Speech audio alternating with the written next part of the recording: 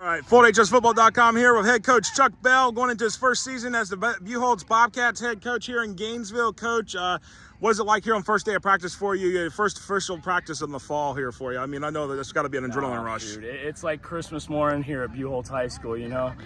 Getting to see the work of the summer pay off, getting to see sort of some guys transitioning from being high potential to seeing some high production out of some guys day one. A lot of flying around. Excited that we're able to get out here. It's nice and cool. The lightning held off for us.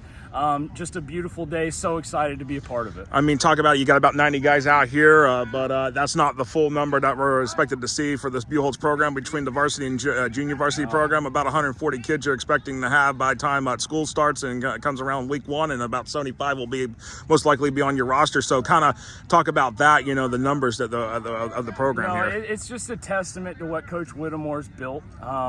It's a testament to the idea that people want to be a part of a winning program. A program that understands how to help kids achieve their dreams, to take them to the next level, but by the same token, have the idea of building a program first and building young men. That's our number one goal. So clearly, we're a popular place to be right now, and it's awesome to have the program back to the numbers that we haven't seen in a long time. And of course, you got the support of Coach Whittemore. He's out here watching practice on the first day. But I mean, Buchholz is coming off a second straight appearance in the state semifinals. This past year in Class 4S. But there's going to be some new faces to be seen on the field. And one is Trace Johnson, who's going to be the starting quarterback this year. You know, after. We'll talk about Trace, stepping into that role. I know he's got some big shoes to fill. Yeah, no, I mean, obviously replacing Mr. Football in the state of Florida is never easy to do. But, we're not asking Trace to be Creed Whittemore. We're asking Trace to be Trace Johnson. And I've been around very few, if any, 15-year-olds with the amount of maturity, the amount of poise, the leadership capabilities that he's got at a young age. Trace has stepped in and since spring has been a leader for the team. We've transitioned from kind of expecting that spring was going to be a QB battle and we would have a little battle into the fall, due to some injuries.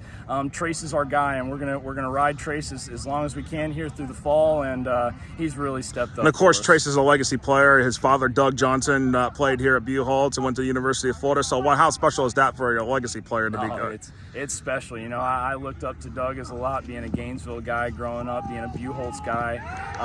Doug is on our school's Mount Rushmore when you talk about athletics. A super supportive guy, but you can tell he's not coddled his son at all. He's raised his boy the right way. He's raised him blue collar, and Trace brings that mentality every day. And especially, and then another player which I should mention here that y'all just actually got in the transfer last week was Miles Graham, who's back in the state now and will finish his senior year here. So at Buchholz, to talk about the addition of Miles to the defense, because I know he is the nation's top linebacker prospect. Yeah, no, we're extremely excited about Miles. Miles has come in hungry and humble is the way I would describe him. A guy that he's not coming in here to steal anybody's spot. He's not coming in here to steal anybody's spotlight. He's not coming in here to be about him. For a lot of reasons, Miles has decided that, and his family decided that moving to Gainesville and moving to Buchholz was the best thing for him.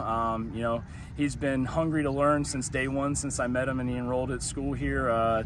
Just can't say enough about it. Another guy that, having a NFL father with the pedigree that he had, I think Ernest was rated as one of the top 100 Tampa Bay Bucks of all time recently. He was raised the right way. He's humble, hungry, ready to learn, ready to work.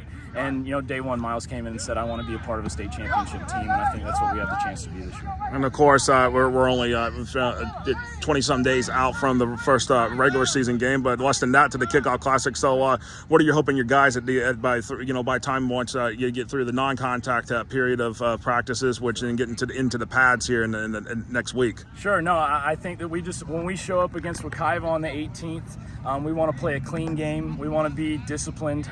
We don't want to have to coach through a bunch of penalties in the preseason and say, well, we got to build, we can't do this anymore. No, we want to start out day one being disciplined, being hard-nosed, improving right off the bat against a very, very quality Wekiva team that we're not just going to be able to roll out the helmets and people aren't going to just say, well, they've got some really good players at Buchholz. We're going to lay down. We know that we've got a target on our back.